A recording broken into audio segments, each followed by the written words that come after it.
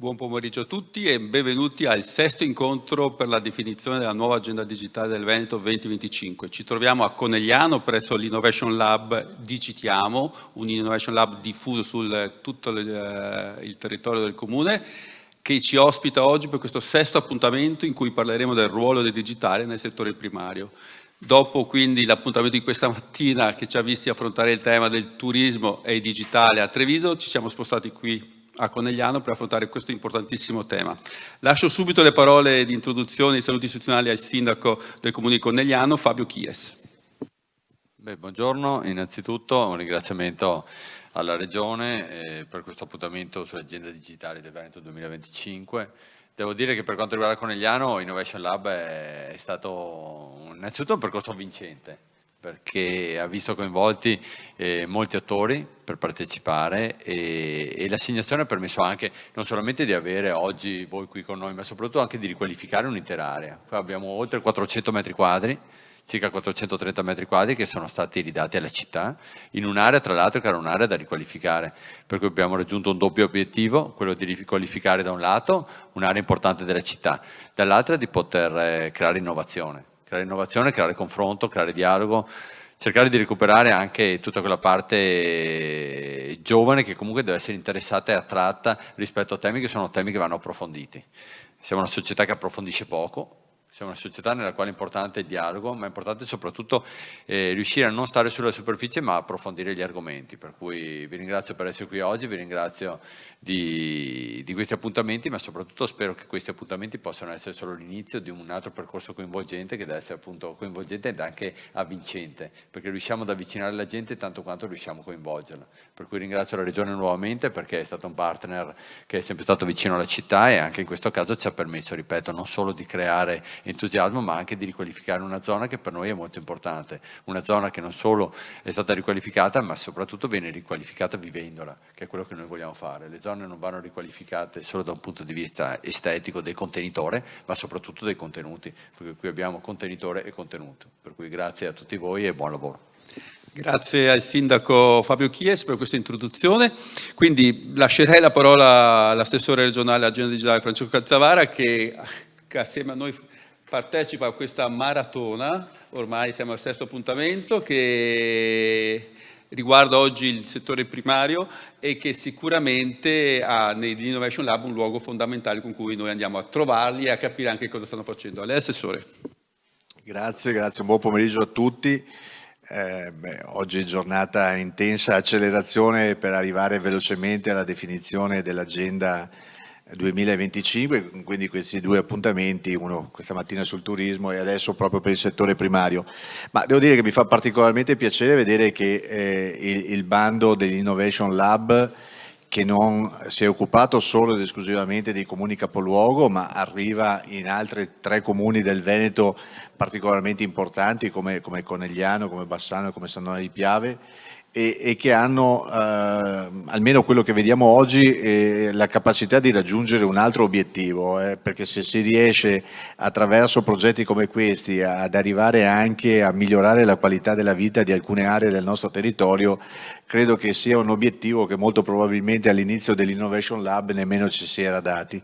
E quindi veramente bella questa scelta del Comune di Conegliano di utilizzare questo strumento per i giovani affinché, e non solo, ma possano ritornare a utilizzare parti di città cercando di farla rientrare nella vita quotidiana e di usarla per riuscire a fare cosa? Quello che riteniamo Innovation Lab abbia nella propria mission, cioè quella di portare cultura digitale, riuscire a far sì che i temi che tutti i giorni ormai trattiamo in termini proprio di uso dei vari device che abbiamo a disposizione, i telefonini, i computer, i portatili, abbiano sempre di più la possibilità di essere utilizzati da una pluralità di persone attraverso anche strumenti che non siano esclusivamente quelli che purtroppo forse oggi usiamo in maniera intensiva, in particolar modo i social, ma pensiamo la Regione debba avere la capacità, attraverso l'ascolto del territorio, di proporre delle soluzioni che dia la possibilità di essere più vicini attraverso dei contenuti, delle piattaforme abilitanti che crediamo sia l'obiettivo ultimo poi che una regione come la nostra debba darsi, no? Riuscire a creare degli strumenti affinché diventa facile utilizzare questi strumenti per avere informazioni e per riuscire effettivamente a avere delle risposte da parte della pubblica amministrazione. Per far questo bisogna ascoltare il territorio. Questa mattina eravamo a parlare di turismo e di innovazione nel turismo, oggi nel settore primario, e quindi un settore che poi l'assessore Caner, che ringrazio per la sua presenza anche qui oggi pomeriggio, avrà modo di interpretare un settore dove diventa anche curioso, e quindi sono anche particolarmente curioso di comprendere quali saranno le proposte che arriverà da questo settore, e pensare in futuro a una vigna digitale è qualcosa di interessante. Insomma, qui siamo nell'innovazione pura. Credo che quello che è successo in queste colline negli ultimi 40 anni sia la dimostrazione dove la capacità delle persone e la dedizione al lavoro può creare delle cose incredibili, come è stato tutto il percorso del Prosecco fino ad arrivare al riconoscimento del patrimonio UNESCO di tutte le colline valdobbiadene e di quest'area, insomma, che in qualche modo le mette assieme. Quindi obiettivi che vede una regione continuamente a proporsi come elemento di aggregazione di dati, ed è quello che cercheremo di fare ancora di più in futuro, naturalmente poi declinandolo nei vari aspetti dell'economia del Veneto. Questa mattina parlavamo di predittivo nel turismo, che sarà la nuova frontiera. Oggi pomeriggio qui con l'agricoltura cercheremo di capire quale aiuto il digitale potrà effettivamente dare nei prossimi anni. E quindi con questo obiettivo, cercando di avere il massimo ascolto dei vari stakeholder che parteciperanno ai vari tavoli della giornata, vi ringrazio per la vostra partecipazione e speriamo in tempi brevi di chiudere questa maratona, che è estremamente interessante, che fa conoscere le tante facce del Veneto. Rovigo è diversa da Conegliano, Vicenza è diversa da Padova, ma ci permette di vedere uno spaccato del Veneto che è ancora estremamente pronto e capace di cogliere quelle che saranno le opportunità che il digitale darà nel corso dei prossimi anni, anche attraverso, speriamo, i fondi del Piano Nazionale per la Ripresa e Resilienza, sui quali la Regione del Veneto si sta impegnando per cercare di averne i massimi vantaggi e metterli a disposizione della collettività. Grazie. Grazie all'assessore Calzavara, che ha sottolineato ancora la diversità del nostro territorio e come questi Innovation Lab sui singoli territori si siano in qualche modo contestualizzati rispetto alle esigenze specifiche, rispetto a fabbisogni locali, rispetto anche a strategicità locali che trovano in questa iniziativa promossa dalla direzione CT Agenda Digitale una delle risposte fattive e concrete per rispondere alle esigenze dei giovani e dei diversi meno giovani. Lascio la parola quindi all'assessore Federico Caner, che cambia cappello rispetto a stamattina, ma è sempre lui. Quindi le lascio a lei l'introduzione del tema, non so se della vigna digitale, speriamo non del prosecco digitale, a te. Bene, grazie. Grazie, buongiorno a tutti. Innanzitutto, a tutte le persone che sono collegate, ringrazio il collega Calzavara, che è sempre presente su questi temi e ovviamente sta spingendo molto assieme alla sua direzione, all'ICT, proprio per far sì che le tematiche del sistema digitale e l'ecosistema digitale arrivino un po' a tutti i settori. Anche oggi vedremo, stamattina appunto l'abbiamo fatto sul turismo, oggi lo vedremo anche in agricoltura, che è un altro settore che sarà sempre più colpito dal tema del digitale. Abbiamo delle politiche importanti da portare avanti, alcune riguardano l'agenda dell'ONU 2030, abbiamo 17 obiettivi, tra questi 17 ce ne sono 3 che riguardano proprio il tema dell'agricoltura. L'obiettivo 2 per esempio, che riguarda il tema del cercare di sconfiggere la fame nel mondo, che è un tema sicuramente importante e grande e che vede l'agricoltura in primis impegnata a produrre cibo per tutti, e bisogna farlo ovviamente in una maniera sostenibile, cercando di evitare il più possibile il consumo anche del suolo, o meglio utilizzando meglio questo suolo, che molto spesso purtroppo viene anche bistrattato. Se ci ricordiamo che circa il 52% del terreno utilizzato in agricoltura ormai è anche gravemente afflitto da deterioramento del suolo stesso, quindi sono tutte tematiche importanti che abbiamo cercato di portare avanti già dal 2018-2019 con l'istituzione della conferenza regionale in agricoltura, e ora ci troviamo col tema del digitale a pensare quale sarà l'agricoltura del futuro legata appunto all'agricoltura 4.0. Su questo abbiamo tantissime tematiche da portare avanti, penso al tema dell'utilizzo della risorsa idrica, che è fondamentale, quindi tutti gli investimenti che dobbiamo fare legati ai bacini di bonifica. Abbiamo un cellulare che suona e quindi il tema dell'acqua sarà sempre più fondamentale per la salvaguardia anche della biodiversità, per l'utilizzo stesso della risorsa idrica, che diventerà sempre più fondamentale. Abbiamo il PNRR, come è già stato citato, come strumento, ma abbiamo anche la PAC 21-27 che proprio in questi giorni ci accingiamo a discutere assieme al ministro Patuanelli, diciamo con la volontà delle regioni di essere parte attiva nel piano strategico nazionale e quindi definire quelli che sono gli obiettivi. Quando parliamo di agricoltura 4.0 mi vengono in mente tante cose, ma pensiamo a come il digitale riuscirà a modificare anche le nostre imprese. Pensiamo al tema delle macchine agricole guidate da sistemi di navigazione satellitare, pensiamo al tema dell'utilizzo controllato dei fitofarmaci in agricoltura, al tema che ho già citato ovviamente dell'irrigazione e della distribuzione dell'acqua in maniera sempre più parsimoniosa, quindi arrivare direttamente alla pianta per le ragioni che vi dicevo prima, o anche ai vari sensori che vengono utilizzati e gestiti tramite appunto il digitale per la maturazione della frutta e degli ortaggi, oppure anche ai robot che in agricoltura ormai sempre più vengono utilizzati per la raccolta dei vari prodotti in agricoltura.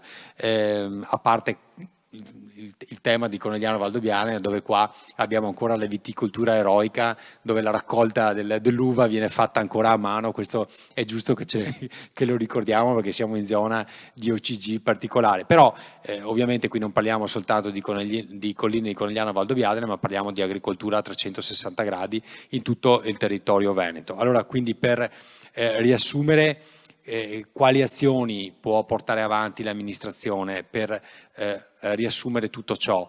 Dobbiamo aiutare i nostri agricoltori, piccoli e medi agricoltori, perché ricordiamo che molti non hanno nemmeno, diciamo, aziende attualmente ancora strutturate per poter competere a livello internazionale. Pensiamo anche al tema della logistica nei settori dell'agroalimentare o i processi di produzione, ma legati alla pesca, all'acquicoltura, alla silvicoltura, alla floricoltura, al vivaismo. Insomma, un po' tutto il settore dell'agricoltura è colpito da questa situazione. Quindi noi oggi siamo qua con voi innanzitutto per ascoltare anche quelle che sono le richieste, le esigenze, e per costruire dei tavoli di lavoro che ci permettano di aiutare i nostri piccoli e medi imprenditori a fare questo salto di qualità con l'utilizzo del digitale. Ci sono anche delle risorse nazionali legate a questo, proprio sull'agricoltura 4.0, e ripeto, il futuro è sicuramente anche in agricoltura il digitale, come tutto il tema della sostenibilità.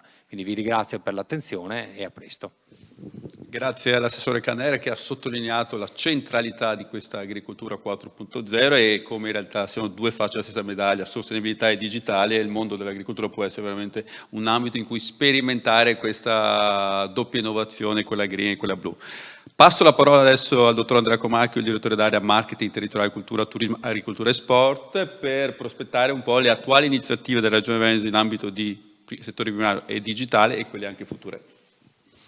Buongiorno, grazie. Come compito ho quello di introdurre le iniziative che sono in atto in sede regionale presso l'amministrazione a favore del settore primario, e quindi nei rapporti tra imprese agricole e e amministrazione, e ne approfitto anche per introdurre poi quelli che sono i 3 tavoli di lavoro su cui ci divideremo per l'approfondimento. Uno riguarda l'amministrazione del settore primario e i rapporti con le imprese, l'altro riguarda l'agricoltura di precisione e le sue prospettive, infine il terzo, l'intelligenza artificiale e il supporto che questo può dare diciamo alle imprese e al settore. Intervengo per l'amministrazione e quindi nell'illustrazione che faccio vado a trattare anche argomenti e questioni che sono condivise con l'Agenzia Veneta per i pagamenti in agricoltura AVEPA e con l'Agenzia Veneta per l'innovazione nel settore primario Veneto Agricoltura. Se andiamo con la prima diapositiva, con la seconda, il settore primario ha una storia abbastanza lunga per quel che riguarda l'informatizzazione del settore, appunto. Siamo partiti seconda metà degli anni '80 con l'istituzione dell'anagrafe delle ditte del settore primario, così si chiamava allora, ed era funzionale alla gestione di alcune rilevanti pratiche a favore delle imprese agricole come l'UMA e le pratiche di miglioramento aziendale, il vecchio regolamento 797 dell'85 e il 2328 del 91. L'uso del web ha poi consentito dal 2000, intorno agli anni 2000, diciamo una relazione più interattiva con le imprese, e lì è stato concepito il portale integrato dell'agricoltura del Veneto, il PIAVE, che era stato concepito come unica interfaccia per tutte le imprese che si dovessero rapportare con l'amministrazione regionale. La regione per questo si è dotata anche di una struttura organizzativa, prevedendo diciamo fin dall'inizio, dalla fine degli anni 90 del secolo precedente, una struttura dedicata alla informatizzazione nel settore primario e alle attività a supporto della informatizzazione. L'unità complessa del sistema informativo del settore primario, poi adesso è sistema informativo di area. Accanto alla struttura organizzativa sono state definiti già da allora una serie di principi guida e di strategie ben precise che hanno orientato tutta l'informatizzazione del settore primario e che possono essere riassunte in alcuni principi base, che sono la centralità del fascicolo aziendale come strumento di controllo e come strumento di appoggio per tutta la gestione delle pratiche a favore di una determinata azienda, un sistema unificato di gestione delle deleghe e autorizzazioni per chi si interfaccia con l'amministrazione, la raccolta e l'elaborazione massiva dei dati sia a fini statistici che decisionali e programmatori, la dematerializzazione dei procedimenti e della documentazione amministrativa. Infine, diciamo, la disponibilità di servizi informativi per l'utenza proprio grazie all'informatizzazione e alla dematerializzazione. In sostanza quello che è stata messa in piedi è una strategia che ha consentito di digitalizzare i procedimenti, semplificare gli adempimenti e creare anche un valore aggiunto per tutti, accompagnando l'utenza in questo percorso in modo che nessuno venisse lasciato indietro. Ci siamo riusciti? Possiamo fare meglio? Di più? Abbiamo fatto degli errori che non è il caso di ripetere? Certo, questo è diciamo, argomento di discussione nei tavoli che seguiranno. Qui mi preme dare qualche aggiornamento rispetto alle procedure che stiamo mettendo in piedi. Il primo è recentissimo, il sistema informativo ittico venatorio. Sapete che la Regione è subentrata alle province nella gestione di qualche decina di procedimenti nei settori della pesca e della caccia a seguito della riforma del Rio. non tutti erano informatizzati, o se erano informatizzati lo erano con modalità e tempi e modi diversi, con basi dati diverse che non parlavano tra di loro. La prima cosa è stata cercare di mettere assieme i 7 archivi provinciali, non vi dico le duplicazioni eccetera che abbiamo riscontrato, dopodiché abbiamo attivato fatta questa operazione di pulizia sulle anagrafiche, tutta una serie di procedimenti utilizzando, diciamo, i più moderni paradigmi a supporto, dallo SPID alla firma digitale all'utilizzo di Pago PA per le incombenze anche minute da parte dell'utente. Quindi oggi ogni cacciatore, un cacciatore e un pescatore possono con il proprio smartphone identificarsi attraverso lo SPID, compilare una domanda per l'iscrizione ad esempio a un ambito territoriale di caccia o compilare una domanda per la posa di autorizzazione per la posa di reti da pesca, rilascio di licenza eccetera eccetera, tutte le pratiche che interessano chi svolge queste attività. E gli utenti, diciamo, diversamente digitali possono fare questa cosa avvalendosi anche di soggetti delegati nella tradizione, diciamo, dell'informatizzazione perseguita dalla Regione nel settore primario.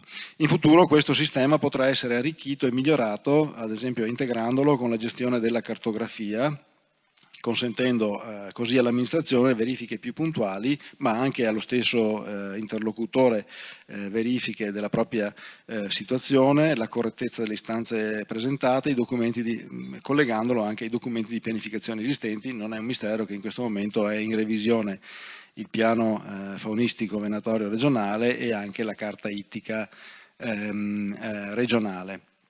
Altro intervento recente riguarda il sistema informativo regionale delle foreste. È ben vero che diciamo, le foreste sono uscite dall'ambito diciamo, dell'assessorato all'agricoltura e anche dall'area di pertinenza, tuttavia sono intimamente collegate col settore primario e in relazione a questo anche con il sistema informativo del settore primario.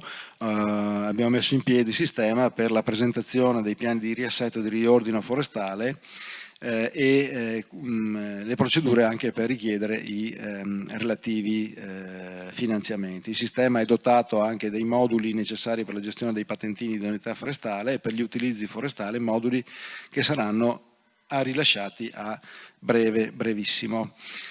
Altra questione interessante riguarda le cosiddette autorizzazioni fitosanitarie. Stiamo parlando, diciamo, del mondo delle autorizzazioni, l'iscrizione delle imprese al registro ufficiale degli operatori professionali, al rilascio dei certificati, dei passaporti delle piante, all'autorizzazione all'esercizio dell'attività sementiera, al commercio all'ingrosso, eccetera, eccetera, tutte pratiche, istanze, procedimenti che erano gestiti prima solo su supporto cartaceo con modalità molto tradizionale. E stiamo anche in questo caso per rilasciare, e questa è diciamo una prima assoluta che vediamo, un sistema automatizzato anche per questi procedimenti che sono stati tutti informatizzati. Altra questione molto diciamo di moda o attuale se vogliamo dire riguarda la questione della gestione dei presidi fitosanitari, e qui diciamo entriamo nell'ambito delle collaborazioni con Avepa e con Veneto Agricoltura. È in fase di revisione il piano d'azione nazionale per l'utilizzo sostenibile dei prodotti fitosanitari, e sapete anche che il decreto ministeriale del 1° marzo di quest'anno ha previsto che tutte le informazioni detenute dalle aziende agricole relative al registro dei trattamenti costituiscono un elemento obbligatorio del fascicolo aziendale e quindi devono entrare in quella gestione, ed è allo studio diciamo, un sistema per la relativa interfaccia di queste attività con il fascicolo aziendale. Dicevamo prima del portale integrato per l'agricoltura veneta, il Piave. Anche questo era un progetto ambizioso che puntava a realizzare un punto unico di accesso per tutte le pratiche, procedimenti, adempimenti e documenti amministrativi, in modo che qualunque agricoltore potesse accedere direttamente alla propria situazione e vedere lo stato complessivo dei suoi rapporti con la pubblica amministrazione. Il portale diciamo che non ha raggiunto in parte gli obiettivi, in parte no, aveva comunque bisogno, diciamo, di una determinata manutenzione evolutiva, nel senso bisognava comunque intervenire anche semplicemente, banalmente, per un refresh tecnologico del sistema, e quindi è stato pensato di riprogettare completamente il portale partendo dal basso, quindi chiedendo agli stakeholder che cosa si aspettano da uno strumento di questo tipo, essendo passati, diciamo, 10 anni dalla sua attivazione. Ne è uscito un progetto innovativo basato sulle tecniche di design thinking e di user-centered design. Non vi tedierò con descrizioni approfondite, ma questo lo lasciamo a un brevissimo filmato di 2 minuti che vi illustra, diciamo, l'evoluzione che abbiamo immaginato per il portale.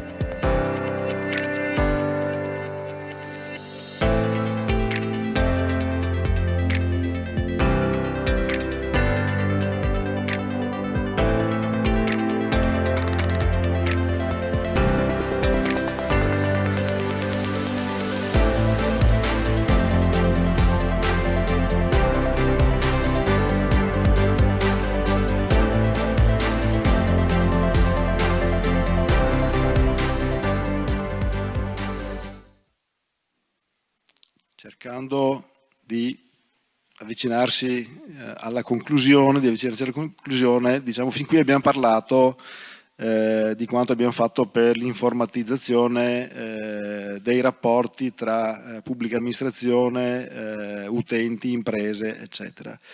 Questa è solo una parte dei termini della questione, perché l'agenda digitale deve stimolare la crescita nel territorio e quindi non solo supportare il dialogo tra l'utenza e l'amministrazione, ma anche deve aiutare la crescita digitale delle aziende. In questo senso abbiamo utilizzato gli strumenti a disposizione e in particolare il programma di sviluppo rurale, coerentemente con gli accordi quadro nazionali, per supportare il finanziamento della banda larga e della banda ultralarga, in particolare con 19,4 milioni di euro con il PSR 2007-2013 per la banda larga e 43,6 milioni di euro con il PSR 14-20 per la banda ultralarga. Ebbene, diciamo, con queste risorse sono stati realizzati interventi in 146 comuni rurali localizzati in area bianca, cioè le cosiddette zone di fallimento di mercato, dove non conviene ai privati intervenire a supporto, con quasi 300.000 unità immobiliari raggiunte e una popolazione stimata di oltre 370.000 abitanti. Ora, il PSR non funziona solo per queste attività, ma funziona anche in generale per lo stimolo dell'innovazione nelle imprese. E questo con, ad esempio, la misura 4, dove vengono ammesse le spese relative agli investimenti in hardware e software finalizzati all'adozione delle tecnologie dell'informazione e della comunicazione, al commercio elettronico, all'acquisizione di competenze digitali, all'apprendimento in linea, nonché per l'allacciamento in rete. C'è anche poi una misura specifica per l'innovazione che è la cooperazione, nell'ambito del quale, parlando degli argomenti di cui trattiamo oggi, potete vedere che sono stati finanziati progetti che vanno a diciamo, interessare dal punto di vista dell'innovazione e dell'informatizzazione, dalla difesa fitosanitaria alla sensoristica innovativa nel vigneto, alla distribuzione controllata dei digestati, degli inibitori della nitrificazione, l'etichetta intelligente, le micotossine, quindi abbiamo attraversato un po' tutti i settori del comparto. Queste attività interessano anche, diciamo, la formazione dei consulenti. Tenete presente che negli ultimi 2 anni, nonostante la pandemia, sono state erogate quasi 1000 ore di formazione a favore dei consulenti, il 64% delle quali erogate in formazione a distanza, coinvolgendo 887 utenti singoli. Il 65% dei quali si è dichiarato soddisfatto rispetto all'attività fornita. Abbiamo dimostrato che non solo la formazione teorica può essere condotta a distanza, ma anche la parte pratica può essere condotta grazie all'uso delle tecnologie con docenti in campo e discenti da remoto, ad esempio con le giornate della irrigazione di precisione. Sulla diciamo, agricoltura conservativa e la precision farming, dobbiamo dire che sono state condotte, questi sono dati di Veneto Agricoltura, esperienze importanti nell'arco temporale che va dal 2011 al 2018, con il coinvolgimento di 83 aziende per un'estensione di circa 2400 ettari, con l'applicazione di tecniche e tecnologie di coltivazione di precisione che comportano, diciamo, sia un minore impatto sull'ambiente, che è quello che viene universalmente chiesto oggi all'azienda agricola, anche se lo scopo primario, cerchiamo di ricordarselo sempre, è quello di produrre beni alimentari di prima necessità per l'uomo, come ha dimostrato anche la pandemia, e dall'altro anche queste tecnologie consentono anche di migliorare le prestazioni aziendali e quindi la redditività. Altra iniziativa di grande interesse è l'uso dei dispositivi di monitoraggio digitali, dai DSS alle arnie elettroniche, per elaborare e diffondere informazioni che facilitino la diffusione di pratiche ecocompatibili. Infine, un altro settore importante riguarda diciamo, la gestione dell'acqua in tutte le sue forme, che sia diciamo, in fase di previsione che per prevenire eventuali fenomeni negativi e anche la gestione delle colture. Una questione, riguardo a questo aspetto segnalo che nell'ambito del tavolo 1 AVEPA illustrerà alcuni esempi di applicazioni di tecnologie e monitoraggio satellitare molto interessanti.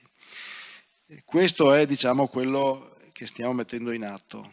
Una grossa spinta ci verrà ulteriormente proposta, causata dalla riforma della PAC. Il regolamento, cioè l'accordo è stato trovato a luglio, in questo momento sono in fase di scrittura le regole e il piano strategico nazionale che dovrà essere presentato all'Unione Europea entro la fine di quest'anno. Qui un ruolo centrale ce l'ha un interlocutore che sta sempre sullo sfondo, poco conosciuto, che si chiama Sistema Informativo Agricolo Nazionale, SIAN. È diciamo, stato oggetto di più interventi normativi. Gli ultimi 2 sono il decreto legislativo 74 del 2018, modificato dal sempre decreto legislativo 116 del 2019, che ha ripartito, diciamo, le competenze di governo del SIAN tra Ministero delle Politiche Agricole, Alimentari e Forestale e AGEA. Il SIAN è il sistema informativo nazionale unico per il settore primario, questo dice la norma, è unico in riferimento ai temi attinenti alla gestione del fascicolo aziendale, al sistema informativo geografico, al GIS, al registro nazionale titoli, al registro nazionale debiti e al sistema integrato di gestione e controllo, quindi quella fase che passa, che processa, diciamo, le domande di intervento pubblico, che siano nazionali o che siano regionali. Al SIEM possono essere attribuiti altri servizi con l'intesa della conferenza Stato-Regioni. È un patrimonio rilevantissimo, 6 miliardi di euro l'anno erogati, 67.000 soggetti registrati come, diciamo, utenti, oltre 250 server retail, 2 milioni di aziende gestite, 4 grossi ambiti di intervento: i servizi di telerilevamento ed elaborazione cartografica, i servizi tecnico-agronomici, che sono quelli che fanno i controlli in campo, i servizi applicativi e la gestione delle infrastrutture, che sono i servizi che sviluppano i software gestionali, e infine i servizi di assistenza, che sono quelli che raccolgono le informazioni di tutti. Le informazioni dai precedenti 3 ambiti e le mettono assieme per la progettazione. È una questione molto rilevante con cui ci dovremmo confrontare come amministrazione, ma anche come imprese, nei prossimi anni di applicazione della PAC. Grazie. Grazie veramente al dottor Comacchio, che ha ripercorso tutte le numerosissime iniziative che la Regione Veneto sta portando avanti nell'ambito del sistema informativo regionale agricolo, sia come rapporto con le imprese, sia in ambito territoriale, ha citato la banda ultralarga, come finanziamento, ma sia soprattutto in tema di agricoltura 4.0 e di sviluppo anche di competenze, con l'intervento verso i consulenti, gli oltre 800 consulenti coinvolti nelle attività precedentemente descritte. Quindi uno scenario in forte evoluzione, ovviamente, dove c'è anche un elemento, mi sembra, di incertezza a livello nazionale, a capire come evolverà. In questo trend evolutivo non possiamo che poi adesso passare all'intervento successivo, perché il professor Morari ci illustrerà invece come lo scenario tecnologico ci potrà far immaginare l'evoluzione del settore primario dell'agricoltura nei prossimi anni. Cosa faremo fra 4-5 anni, Francesco? Ecco, adesso lo vedremo. Intanto, appunto, ringrazio la Regione e il dottor Comacchio per questo invito. Io, prima di iniziare un po' a illustrarvi quelli che potrebbero essere gli scenari futuri, volevo rimarcare quella che è l'importanza di questo evento, perché, come sottolineato dalla FAO e come sottolineato da importanti osservatori, l'agricoltura digitale rappresenta la 4ª rivoluzione agricola. Vedete quindi nelle slide, tanto per capire quali sono state le altre rivoluzioni agricole, in particolare la rivoluzione verde, quindi attenzione, questo è un momento privilegiato di discussione e importante per il futuro. Tanto per darmi un po' il metodo, perché capirete, 15 minuti è un pochissimo tempo, per cui non ho la presunzione di essere esaustivo. Ho cercato di seguire invece questo schema, che un po' indica quelli che sono i processi che riguardano l'agricoltura 4.0. Quindi io in realtà, quindi se possiamo andare avanti, quindi in realtà vi parlerò di sensori e robotica, vi parlerò di IoT, quindi Internet of Things, vi parlerò di cloud computing, vi parlerò di data analytics e di DSSS. Ho deciso di tenerli in inglese, non tanto per un vezzo, quanto perché ormai sono tutti termini che fanno parte del patrimonio comune, o almeno di chi si occupa di agricoltura 4.0. Allora, vediamo un po' come stiamo andando avanti in termini, soprattutto per quanto riguarda la sensoristica. Allora, grazie. Stiamo sostanzialmente passando da soprattutto per quanto riguarda il remote sensing e proximal sensing, da quelli che sono state delle applicazioni di tipo multispettrale, non so, ormai tutti utilizzano i dati del sensore Sentinel o quelli dell'Ansat, che erano sostanzialmente informazioni che derivavano da pochissime bande, e in questo momento ormai ci stiamo lentamente orientando invece all'utilizzo di sensori invece di tipo iperspettrale. Cosa vuol dire? Qui vedete un'applicazione che stiamo conducendo in una sperimentazione con Cattolica Assicurazione, dove effettivamente c'è un dreno, un drone, ci sono delle camere iperspettrali che consentono per ogni punto di avere una distribuzione di riflettanza. Cosa vuol dire? Per ogni punto noi sappiamo esattamente quello che è il comportamento di un corpo, di una pianta o del suolo nei confronti della radiazione solare. Perché dico questo? Perché mentre nel primo caso potevamo utilizzare pochissime bande, in questo caso se ne utilizzano centinaia.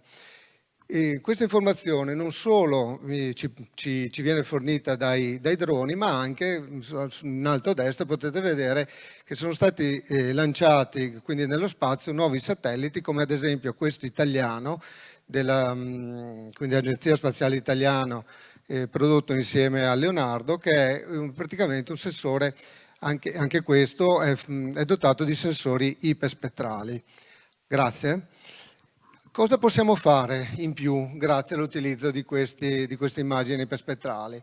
Ma guardate, le applicazioni sono molte. Ad esempio, definire in remoto quelle che sono le proprietà del suolo, almeno quelle superficiali. Ad esempio la sostanza organica. Sappiamo quanto adesso la sostanza organica sia un parametro importante. O anche il del danno derivati da insetti, da malattie, da fisiopatie, ad esempio la presenza e la densità delle malerbe. Tutto questo quindi grazie a questi sensori che certamente richiedono molto spazio, molta energia e anche un buon livello di professionalità per poter essere poi interpretati. Grazie. Un altro invece passo che si sta facendo è quello dell'infrarosso termico. Ora di infrarosso termico noi sappiamo tutto perché con la pandemia siamo quindi monitorati in continuazione. Vedete in alto a sinistra ad esempio come è possibile andare a studiare quello che è lo stato vegetativo di una cultura. Ad esempio si vede che una pianta che è soggetta all'allentamento è una pianta che è presenta una temperatura più elevata, mentre una pianta in pieno stato vegetativo che sta bene presenta una temperatura molto meno elevata. Ancora in alto a destra si vede che è possibile anche determinare quelli che sono gli attacchi da parte di eventuali malattie di patogeno, perché proprio indicano condizioni di temperatura più elevata. Abbiamo parlato anche di stress idrico, vi faccio vedere in basso a destra quello che è un'immagine raccolta quindi sempre da un sensore termico posizionato su un palo. Questa è un po' la tendenza che c'è negli Stati Uniti, dove si possono vedere le zone scure che sono quelle irrigate, mentre le zone invece rosse sono le zone che sono soggette a stress. Andiamo ancora avanti, qui è un po', prima si parlava di PSR, questo è un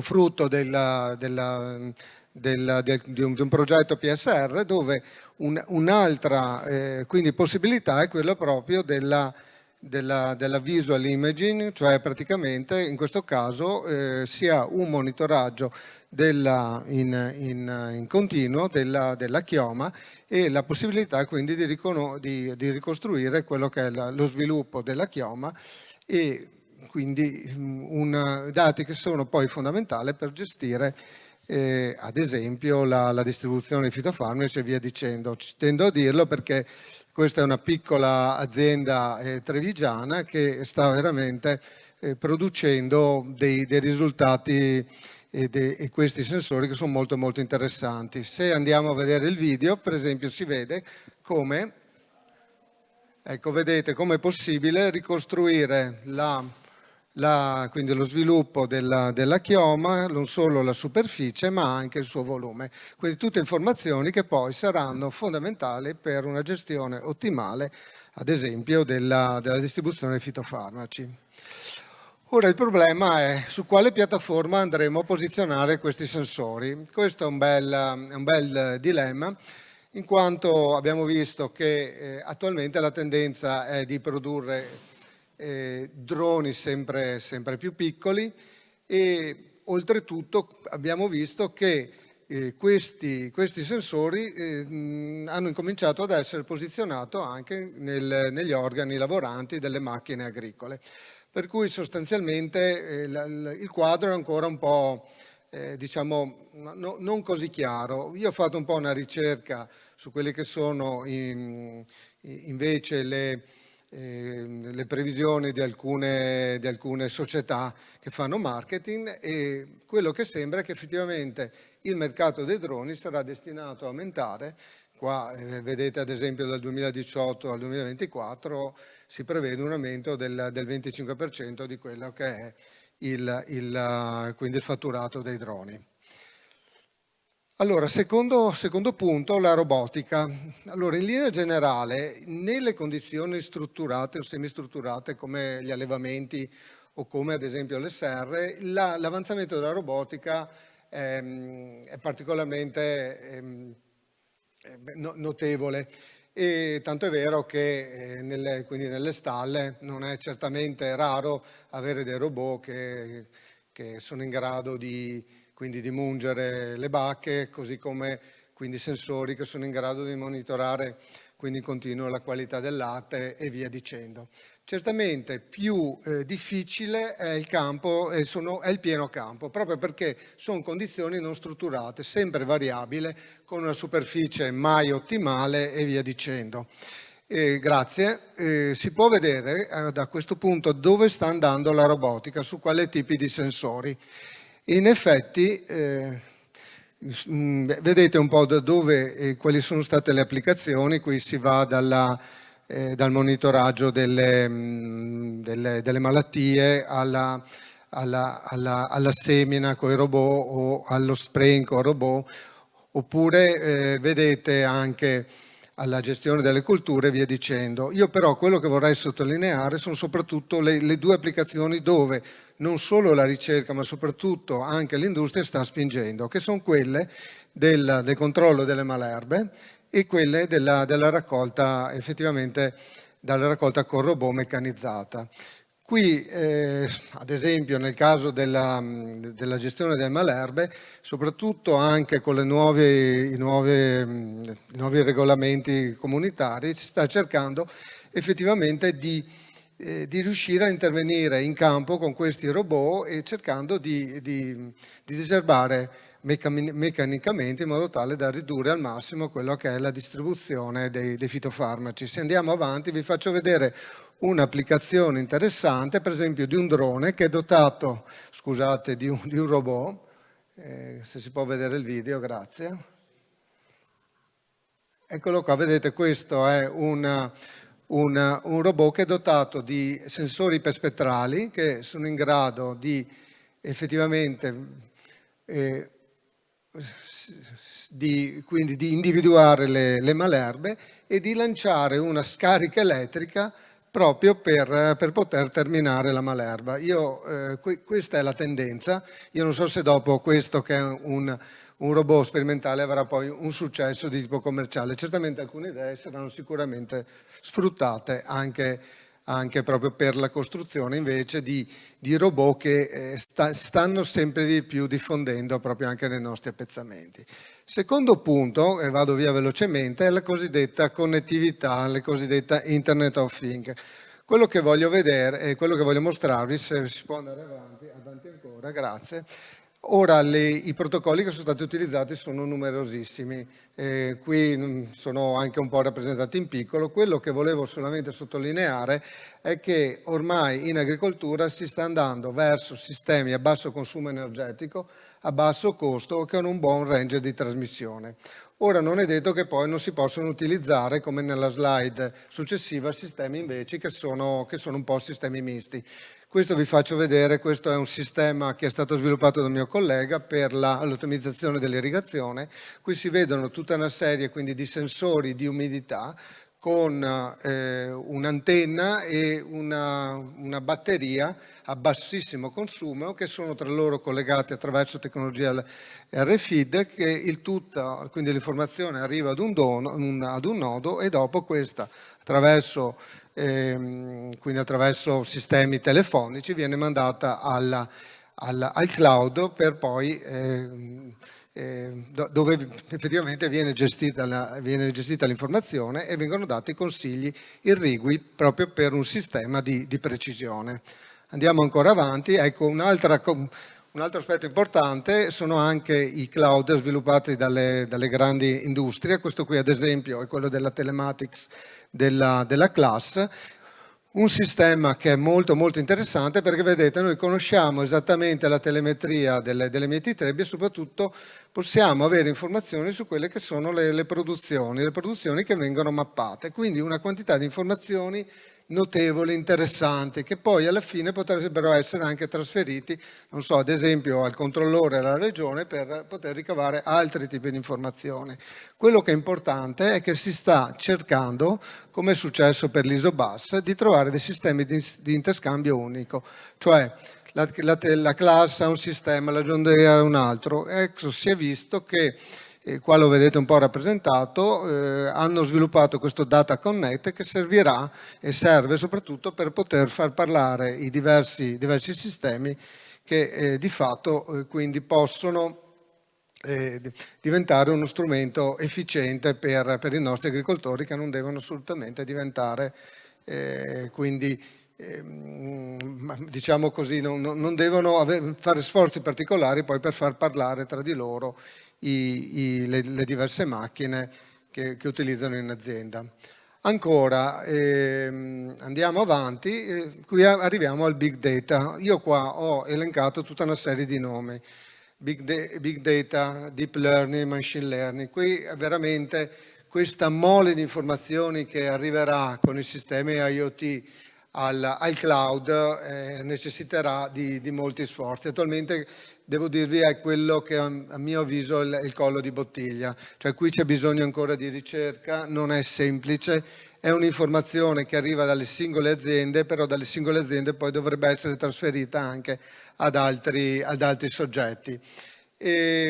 Molto è stato fatto e molto dovrà ancora essere fatto. Vado avanti ancora e arriviamo ai sistemi di supporto alle decisioni.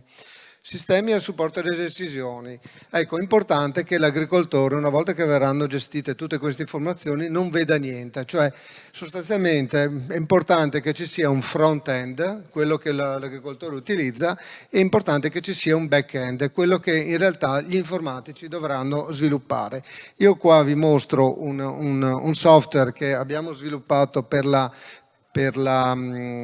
l'ottimizzazione della fertilizzazione, e quindi che considera le previsioni climatiche, considera diversi indicatori vegetativi e via dicendo. Vedete che c'è lo user, il front-end, che di fatto richiede all'agricoltore poche informazioni, però tutto quello che c'è invece al di là, dietro a questa semplice interfaccia, in realtà è molto molto complesso e richiede ad esempio un'interrogazione ogni 10 giorni dei dati della NASA per sapere quelle che saranno le previsioni climatiche, così come i dati dei satelliti e via dicendo. Però sostanzialmente, ripeto, perché affinché questi sistemi possano essere utilizzati devono essere sistemi semplici. Andiamo ancora avanti, solo per dire che alla fine tutte queste informazioni escono dall'azienda. Noi dobbiamo pensare di avere tanti nodi e da questi nodi le informazioni devono poter essere gestite, poter gestite, ad esempio, non so, nel caso di una filiera alimentare con la blockchain, oppure devono eventualmente arrivare alla pubblica amministrazione. Quanti noi che abbiamo lavorato con l'agroambiente della regione avremmo avuto necessità di conoscere molti dati di gestione dell'agricoltore? È chiaro che con questi sistemi sarà possibile averli, ovviamente nel rispetto della privacy, perché quello sarà il grande dilemma. Io a questo punto mi avvio alle conclusioni, tanto perché, per dire, spero di essere stato nei tempi, per dire che è una rivoluzione digitale, è un momento privilegiato, è un momento in cui veramente possiamo fare delle cose che sono irrealizzabili. Io quando penso ai sensori che adesso gli agricoltori possono utilizzare, mi viene in mente la difficoltà che come ricercatore avevo io per acquisirli. Cioè in questo momento gli agricoltori hanno gli stessi sensori che avevamo noi qualche anno fa in università. Quindi attenzione, la rivoluzione digitale richiederà anni per essere realizzata. Sarà importante che però l'accessibilità alla tecnologia alimentare, alla tecnologia digitale e a internet anche nelle zone più remote, non sempre anche nella nostra regione la copertura è totale, però insomma devo dire che adesso non so poi col 5G cosa succederà, speriamo sicuramente di avere uno sviluppo in questo senso. E attenzione, è necessaria la formazione e l'assistenza tecnica degli agricoltori. Io penso che non possiamo dire che un agricoltore è un agricoltore digitale solo perché sa usare il social e via dicendo. L'informazione e la formazione va al di là di queste diciamo di queste skills, di queste abilità. È importante un'altra cosa, la redditività degli investimenti. Prima ho citato la CET, proprio per dire che molto spesso queste aziende lavorano ancora in fase prototipale. È importante che si passi da questa fase a una fase invece di piena mercato, redditività, quindi anche per queste aziende. E infine ricordo il fatto che con le agricolture digitali si formeranno sicuramente nuove figure professionali. L'ultimo punto è questo: ricordiamoci che comunque non basta un sensore per dire che siamo in grado di gestire un appezzamento o gestire un'azienda. La tecnologia, dico sempre, è nulla senza l'esperienza dell'agricoltura e del tecnico. La tecnologia non sostituisce l'agricoltore, non sostituisce il tecnico. Infine vi ringrazio e nella mia ultima email, questa è una scultura di un artista che si chiama Rogi, e è una rappresentazione di quello che sarà poi nel futuro l'agricoltura digitale. Vi ringrazio per l'attenzione.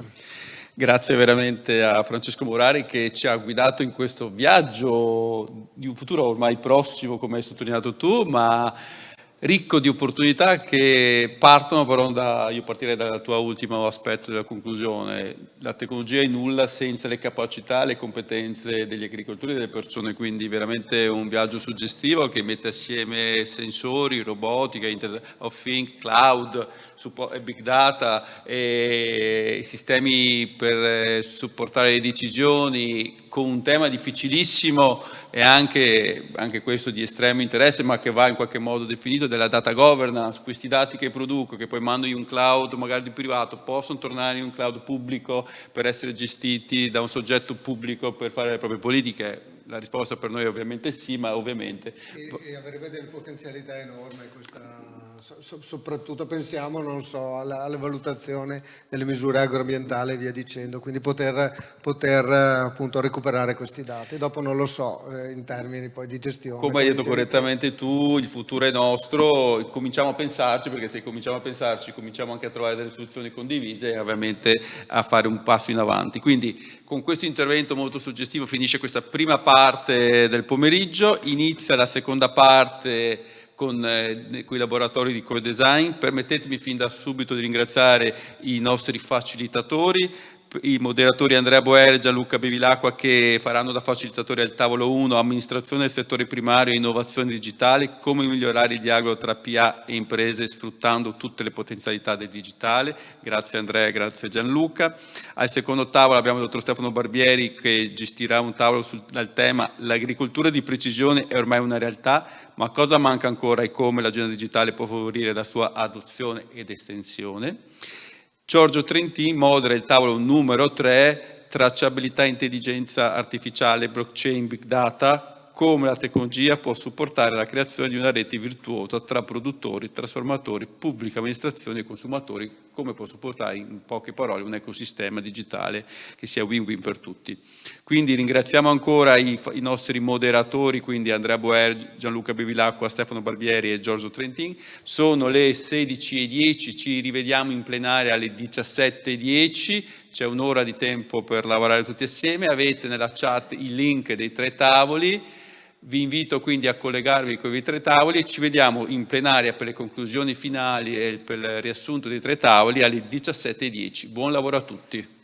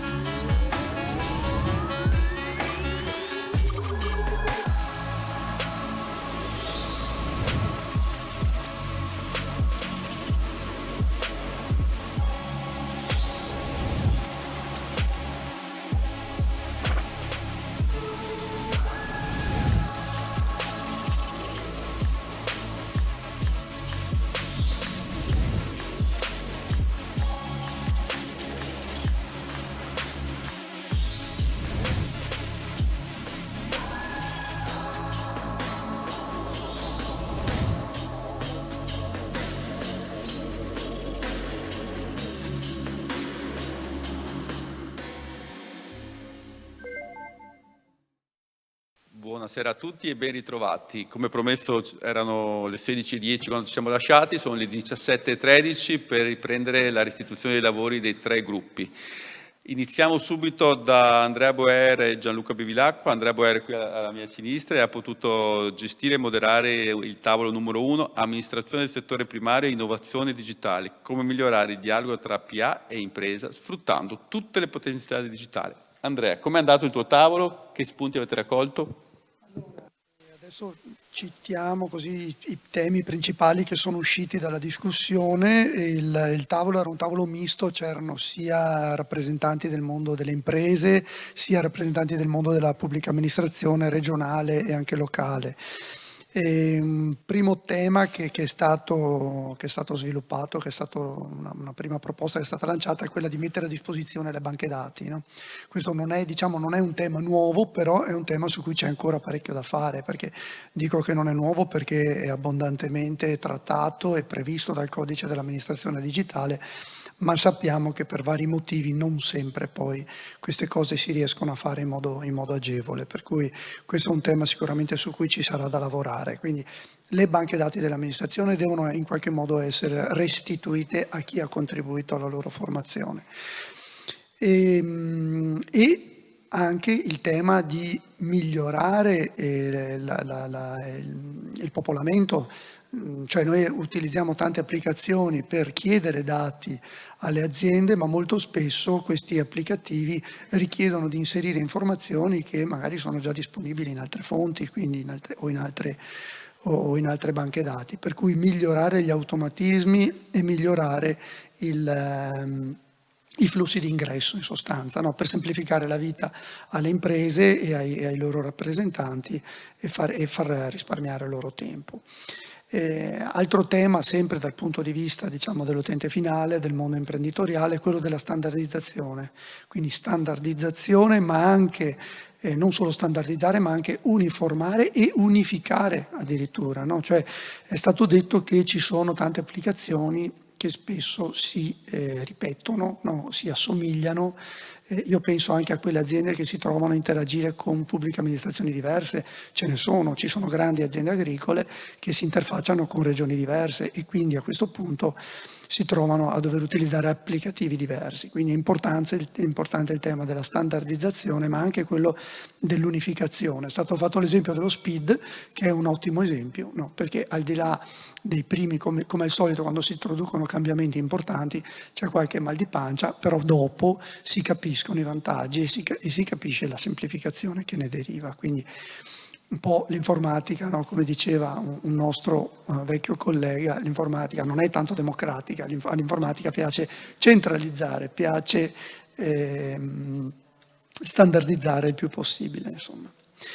E il tema della formazione, che ovviamente è importante, e il fatto stesso che non tutte le aziende siano pronte per questa digitalizzazione, perché questo è un tema che di cui va tenuto conto. Okay?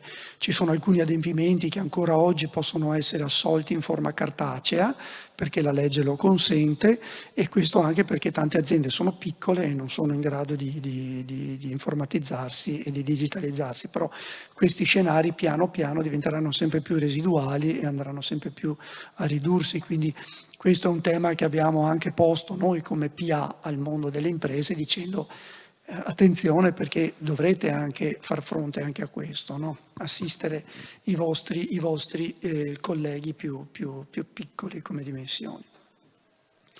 È stato evidenziato che non sempre digitalizzare significa semplificare, no? Tante volte questo viene usato come sinonimo, non è un sinonimo, lo sanno benissimo gli informatici che tante volte per questioni di tempi, di costi si trovano a mettere il vestito nuovo su una cosa vecchia. In realtà se il processo rimane quello di prima, non sfrutti il digitale al 100%, quindi questo è un aspetto fondamentale che bisogna sempre tenere a mente e bisogna sempre far tesoro di questa lezione. E un altro aspetto che poi anche Aveppa stessa ha detto, no, a proposito del ritorno informativo, la possibilità di mettere a disposizione i piani culturali a favore degli utenti finali, cioè Tutte le domande sono grafiche, i piani culturali vengono inseriti direttamente in forma grafica, questi piani culturali potrebbero essere resi disponibili di nuovo alle aziende per farne un uso, per integrarli all'interno dei loro quaderni di campagna, per esempio, piuttosto che di altri applicativi aziendali. Piuttosto che, aggiungo io, perché non metterli a disposizione anche di decision support system o sistemi di machine learning che possano, dall'analisi di queste informazioni, suggerire, non so, dare delle idee, fare delle proposte intelligenti agli agricoltori su come gestire i loro terreni. Ultimo argomento che però non abbiamo fatto in tempo a discutere, però ci saranno degli aspetti normativi da affrontare, perché nel momento in cui informatizziamo sempre più, nel momento in cui entrano in gioco magari degli algoritmi che prendono delle decisioni, non era un tema del nostro tavolo, ma bene o male questi temi poi sono tutti collegati, rientrano sempre dappertutto. Nel momento in cui c'è uno smart contract, per esempio su una blockchain, che prende una decisione, a quel punto in caso di errore di chi è la responsabilità? Cioè noi siamo abituati a lavorare su delle dichiarazioni, su delle comunicazioni che vengono scritte, compilate, firmate da un responsabile legale di un'impresa. Nel momento in cui un'informazione mi viene da un algoritmo, bisogna andare a definire da un punto di vista anche legale di chi è la responsabilità, e questo ovviamente non stiamo parlando di cose straordinarie, però sono cose che vanno previste e che vanno normate. Questi sono, ecco, ultima cosa, poi se magari diamo ai nostri ascoltatori un riferimento per magari mandare delle proposte anche nei prossimi giorni. Io ho detto che possono fare riferimento a me, però se magari c'è un punto di riferimento unico per mandare dei contributi aggiuntivi potrebbe essere utile. Hai fatto benissimo, c'è un form che possono compilare sul sito del Genio Digitale del Veneto, all'interno del quale possono indicare, fare ulteriori proposte e inserire la categoria. Abbiamo messo le 9 categorie dei 9 incontri, quindi incontreranno il digitale per il primario, e all'interno di questo form possono inserire sicuramente qualsiasi proposta che riterranno ovviamente opportuna per migliorare questo aspetto. E non vedo ancora collegati i nostri due moderatori. Anzi, scusate, prima di passare la parola vi ricordo abbiamo preparato un sondaggio, se potete rispondere al sondaggio che adesso vi arriva in sovraimpressione, in modo tale da poterci permettere di raccogliere ulteriori spunti e anche una serie di elementi quantitativi per la costruzione e la redazione della nuova agenda digitale del Veneto. Vediamo se la nostra regia cosa ci dice, altrimenti proverei ad anticipare un po' la scaletta al dottor Borgo, che è qui sulla mia destra, che fa una specie di conclusioni prima degli altri due interventi, ma così vediamo di vedere se riusciamo a recuperare gli altri due moderatori. Idelfo è il 6º appuntamento, ne mancano ancora 3. C'è un ritorno spesso di temi che si ripresentano giustamente in tutte le sessioni. A te un primo tentativo anche di tirare le fila, oltre che di questo appuntamento, anche dei prossimi. Sì, allora hai ragione te, c'è un tema che effettivamente compare in tutti i tavoli, è comparso anche oggi, l'avevo detto anche oggi in incontro quando si parlava di digitale per il turismo, è il tema delle competenze fondamentalmente, competenze non solamente per chi genera i servizi, ma competenze anche per chi usa i servizi. E quel tema trasversale è anche legato, oltre alle competenze, anche l'accompagnamento, che il digitale, se non viene accompagnato, in realtà si rischia fortemente di creare servizi non utilizzabili. Lo accennava prima anche il collega Andrea, che effettivamente creiamo servizi spesso non utilizzabili. È quel concetto che se noi facciamo la trasformazione digitale, se facciamo solamente una digitalizzazione, abbiamo digitalizzato un servizio, ma trasformazione digitale è anche sinonimo che dobbiamo trasformare quello che facciamo, dobbiamo pensare di mettere in piedi anche quello che viene chiamato il change management, cioè cambiamo i nostri processi perché siano adattati al digitale, che vuol dire semplificazione. Quindi c'è questo tema proprio anche che riguarda proprio la semplificazione, che diventa fondamentale poi soprattutto per i nostri utenti. E un altro elemento che mi è molto piaciuto anche che è comparso sul tavolo prima e precedente, è il tema proprio delle banche dati. Cioè, abbiamo i dati, ma il problema è che dobbiamo, uno, metterli insieme per valorizzarli, perché molto spesso i dati presi singoli hanno un valore. Se li mettiamo insieme aumentano in maniera esponenziale il loro valore e soprattutto la possibilità di trarre delle informazioni che devono essere utili ai servizi che noi genereremo.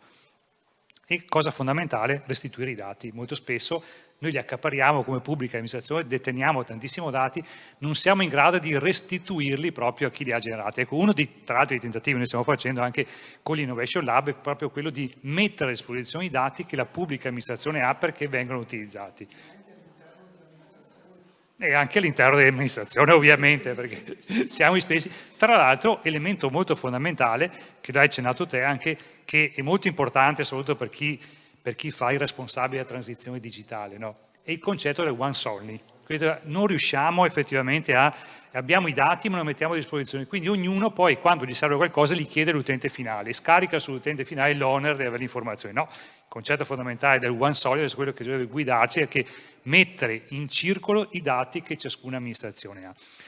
Non so se abbiamo in linea anche gli altri. Sì, abbiamo perfetto, Stefano Barbieri che lo vediamo e che siamo riusciti a... Ciao Stefano, com'è andato il tuo tavolo sull'agricoltura di precisione? È ormai una realtà, ma che cosa manca?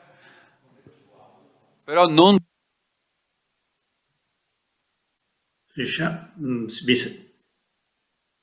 Mi sentite? Ok, allora, bene, un piccolo gruppo,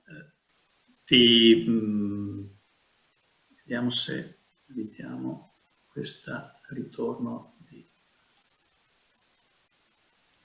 Un piccolo gruppo, dicevo,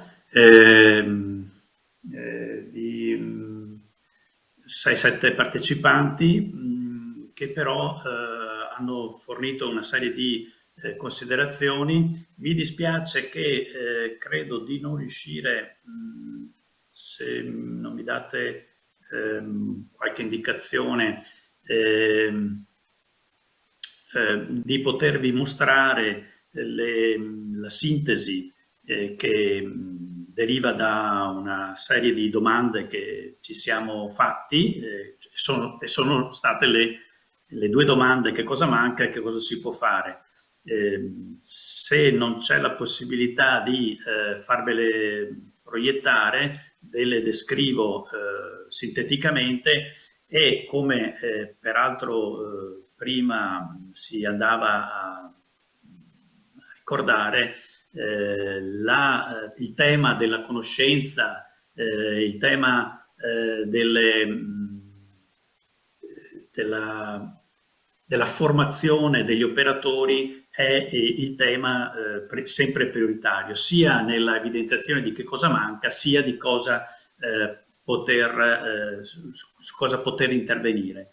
Vado subito sugli interventi, dopo vi passerò questa slide che raccoglie 10 possibili interventi e in ordine di priorità i primi 3 sono proprio interventi sulla formazione per nuovi tecnici attraverso percorsi di istituto tecnico superiore o di università. Ricordo che in Veneto c'è un corso, ad esempio, di istituto tecnico superiore di meccatronica specializzato per l'agricoltura, che è svolto in istituto di Portogruaro, che però è una sezione staccata di un istituto di Udine. Al secondo e terzo posto degli interventi quello sulla formazione degli imprenditori, dei dipendenti, degli operatori e anche dei terzisti. Al quarto posto l'intervento sulla consulenza, ovviamente. Siamo sempre nel lavorare per orientare le competenze, orientare le scelte imprenditoriali. E infine l'abbiamo collocato al quinto e sesto posto, un po' staccato da altri possibili interventi, 2 interessanti azioni. Uno, favorire la cooperazione tra imprese agricole e anche altri soggetti, perché l'agricoltura di precisione, l'agricoltura digitale non si realizza solo o non tanto a livello aziendale, ma anche a livello territoriale. E inoltre questo può essere veramente molto interessante per il contesto proprio veneto, cioè la necessità e quindi la possibilità di intervenire per studi sull'applicazione dell'agricoltura digitale nelle reali aziende agricole venete. C'è una carenza di conoscenza su quale impatto hanno effettivamente le nostre strutture aziendali e le nostre situazioni pedoclimatiche. E quindi questi dati potrebbero facilitare la comprensione dei limiti e dei benefici che l'agricoltura digitale può apportare alle nostre specifiche aziende agricole venete, che è proprio quello uno degli elementi di ostacolo, di carenza che si registra, cioè quello di abbiamo tante opportunità, abbiamo tante possibilità a disposizione, ma non capiamo ancora bene quale beneficio, quale impatto positivo o negativo può generare sulla nostra agricoltura. E con questo mi fermo. Grazie Stefano, numerosi spunti sia sulla parte di competenze, formazione dei consulenti, sia sulla parte molto interessante questa notazione che l'agricoltura di precisione non è un'agricoltura micro di singola azienda, ma spesso richiede progetti macro di sistema territoriali, di ambiti territoriali omogenei.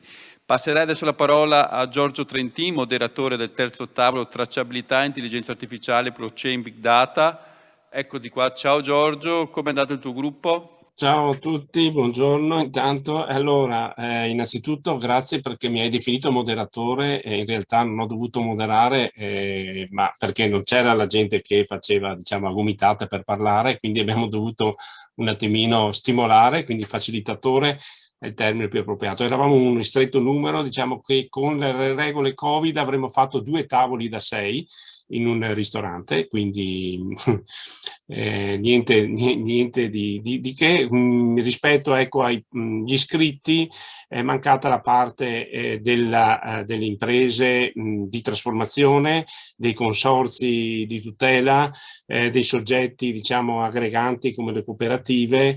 C'era una sola impresa agricola e poi la maggior parte dei partecipanti era rappresentati da colleghi regionali e dei colleghi dell'Agenzia Veneto Agricoltura e poi c'erano i colleghi del CREA, quindi diciamo un gruppo abbastanza ristretto che però va bene, e poi c'era anche l'istituto, il preside dell'istituto di Feltre, tecnico agrario di Feltre. Quindi diciamo un gruppo che ha potuto affrontare il tema tracciabilità, quello che era il titolo, tracciabilità, intelligenza artificiale, blockchain, big data, da un punto di vista che sicuramente non è quello delle imprese agricole e delle imprese agroalimentari, soprattutto quelle di trasformazione. E questo, diciamo, forse anche i risultati poi ne ha sentito. Comunque io avevo preparato, diciamo, tre momenti di confronto che potevano essere utili per poter avviare la discussione tra di noi.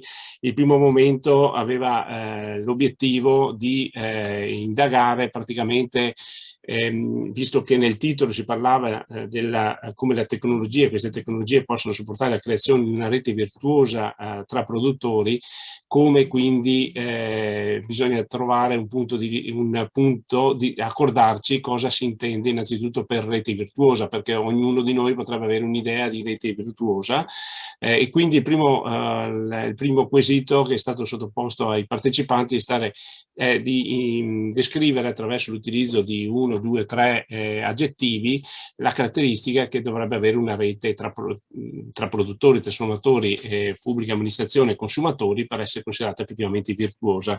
E quello che è venuto fuori dal confronto interno all'interno del gruppo è che sicuramente questa rete virtuosa, per essere virtuosa deve essere innanzitutto sostenibile dal punto di vista economico, oltre che sostenibile e utile dal punto di vista sociale, facilmente accessibile, utilizzabile, quindi user friendly, come si suol dire.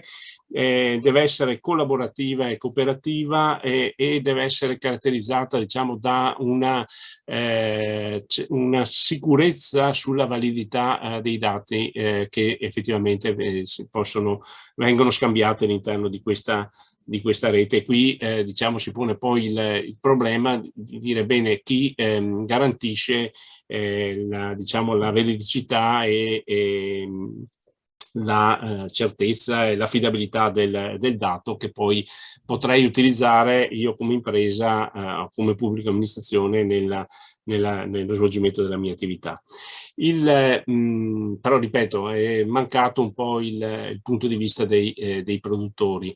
L'impresa agricola l'unica impresa agricola presente, che ringrazio nuovamente, anche lei si è espressa appunto nella descrivere come deve essere innanzitutto facilmente accessibile e utilizzabile appunto queste piattaforme di condivisione dei dati. Un altro elemento su cui volevo un attimino ci scambiasse un po' di idee è cercare di capire effettivamente fino a che punto siamo pronti e soprattutto quanto è stato, diciamo, non tanto per poter verificare il raggiungimento di uno degli obiettivi che ci si era dati anche con l'agenda digitale che adesso andiamo ad aggiornare, cioè quella 2020, quanto questi termini intelligenza artificiale, blockchain e big data sono conosciuti dal consesso appunto dei partecipanti alla sessione. Chiaramente l'obiettivo di questa domanda era cercare di capire tra gli imprenditori, tra gli operatori, quanto effettivamente c'è la dimestichezza con questi strumenti, con questi ambiti, e quindi diciamo c'erano tre possibilità, ne ho sentito parlare ma non ne conosco dettagli applicativi, oppure ho avuto modo di approfondire almeno uno di questi ambiti, di queste applicazioni, ma nella mia attività non ho ancora avuto modo di utilizzarle effettivamente. Oppure ho avuto modo anche di approfondire, però è anche messo, almeno in un'applicazione, l'ho messa in atto. La maggior parte di noi di fatto ne abbiamo sentito parlare, del gruppo ne ha sentito parlare, non ne conosce effettivamente i dettagli. Qualcuno ha già diciamo applicato in alcuni casi o attraverso dei progetti, grazie a dei progetti anche finanziati con i fondi dello sviluppo rurale, alcune applicazioni che appunto si avvantaggiano di questo scambio di informazioni, di utilizzo di dati, di costruzione di reti per lo scambio appunto di dati. Quindi c'è bisogno ancora, come anche Stefano Barbieri diceva, c'è bisogno ancora di investire nell'informazione e quindi condividendo sicuramente le informazioni anche per poter rassicurare da un certo punto di vista l'utilizzatore del dato, e poi vedremo in quali termini può rassicurare appunto l'informazione, ma soprattutto anche per far acquisire delle competenze e delle abilità nell'utilizzazione di questi strumenti. Quindi c'è ancora diciamo da investire sul campo della formazione, dell'informazione, su cui già comunque in questo periodo precedente di programmazione è stato fatto seguendo diciamo gli indirizzi dell'agenda digitale al 2020. Un ultimo poi sempre pensando di avere gli operatori, un ultimo sguardo mi ero riproposto di fare un ultimo sondaggio riguardo a quali dati effettivamente vengono richiesti dalle imprese agricole o dalle imprese di trasformazione agroalimentare. Ricordando poi che noi ci fermiamo ad una diciamo, trasformazione alimentare che tecnicamente conosciamo tutti noi che lavoriamo all'interno dell'amministrazione regionale, ma anche i beneficiari, sappiamo che noi per il settore primario raccogliamo la trasformazione dei prodotti primari in prodotti che vengono ancora classificati nei trattati comunitari come prodotti ancora agricoli. Poi io confido che la parte industriale, quindi della trasformazione industriale verso prodotti non agricoli, seppur dei prodotti primari, quindi verso prodotti non agricoli, sia potuto emergere nell'incontro con il settore industriale più che con il settore primario. Spero che questo. Sicuramente oggi non abbiamo avuto modo di vedere di confrontarci con imprese di trasformazione. E quindi su quali dati non abbiamo il punto di vista degli imprenditori. Sicuramente dal punto di vista della pubblica amministrazione, in particolare da parte di chi poi fa studi utili anche ai fini della programmazione regionale, sicuramente è stato messo in evidenza che sono utili tutti i dati che permettono di fare la fotografia del nostro settore, che però spesso il fatto di avere disponibilità di questi dati cozza un po' con la necessità di garantire una riservatezza del dato, quindi la privacy, i dati anche essere gestiti in maniera sicura, e quindi ne è emerso una sorta di paradosso, cioè il fatto che comunque parliamo, nel titolo si parlava di una rete virtuosa tra produttori fino ad arrivare ai consumatori, e poi ci trinceriamo dietro alla riservatezza, alla privacy dei dati. Quindi sembra paradossale parlare di protezione e condivisione, sembrano due aspetti che entrano in contrapposizione e quindi fanno entrare in cortocircuito immediatamente la rete, quindi vanno in contrapposizione questi due aspetti, e quindi non permette poi effettivamente di sfruttare la potenzialità di queste tecnologie.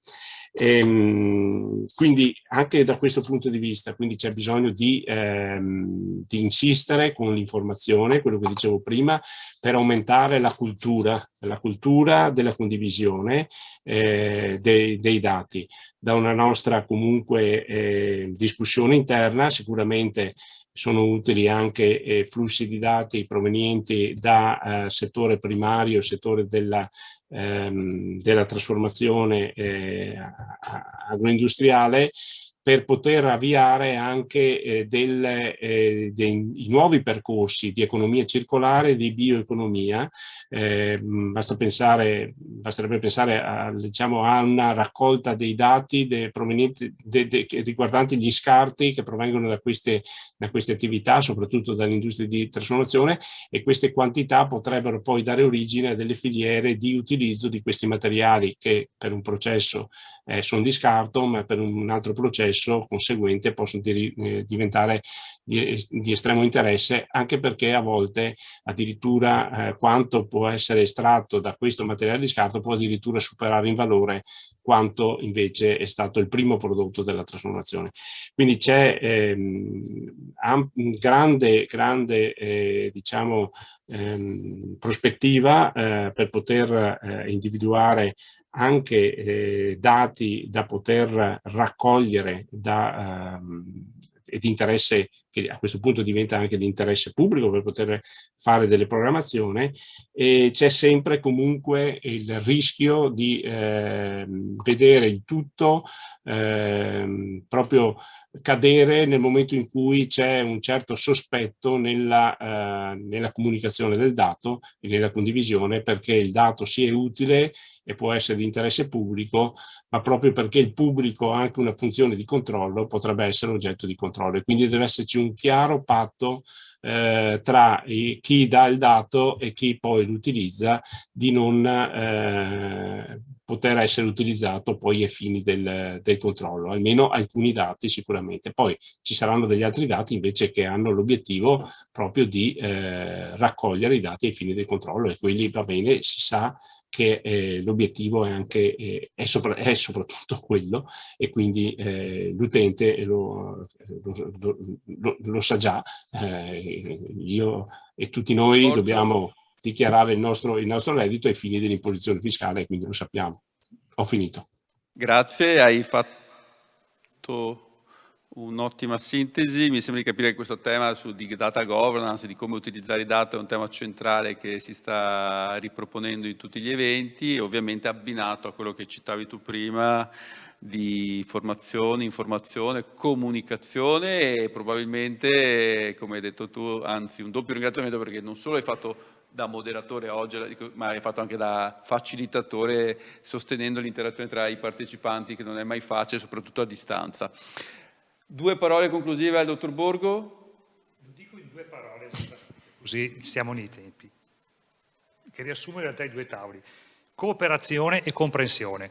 Cooperazione perché ci sono tematiche che effettivamente hanno una complessità tale che i piccoli non riescono a farlo da solo, o anche perché ci sono anche dei confini che nell'ambito, ad esempio, dell'agricoltura di precisione non si può pensare di tenere un macro fenomeno all'interno del proprio terreno, insomma. Quindi la cooperazione è fondamentale. Comprensione perché ancora si fa fatica a comprendere i benefici effettivamente dei digitali, quindi su questo elemento ci sarà molto da lavorare proprio per la comprensione di quali benefici potremo avere. Quindi, e con questo potrei aver riassunto. Prima di fare gli ultimi saluti ricordo solamente una cosa: il prossimo appuntamento è il 5 novembre, in cui a Bassano ci troveremo a parlare di sanità e sociale, quindi vi aspetteremo numerosi anche lì. Sempre in streaming, ovviamente, vi aspettiamo in streaming perché, come sapete, l'appuntamento è on live, in presenza per il relatore ma in streaming per i partecipanti. Ringraziamo ancora i 3 facilitatori moderatori, e quindi Andrea Boer, Gianluca Bevilacqua, Stefano Barbieri e Giorgio Strentin, che si sono prestati anche oggi pomeriggio per questa attività. Veramente grazie. Un sincero ringraziamento anche all'Innovation Lab di Conegliano, che ci ospita e che ci ha messo a disposizione questi locali e tutta l'infrastruttura necessaria. Un ringraziamento particolare lo devo fare ad Andrea Boer, che ci ha aiutato moltissimo nell'organizzare questo evento di oggi, e quindi adesso questo non si può dire, e andiamo per il prosecco, e a tutti buona serata a tutti. Grazie ancora, al prossimo appuntamento al 5 novembre.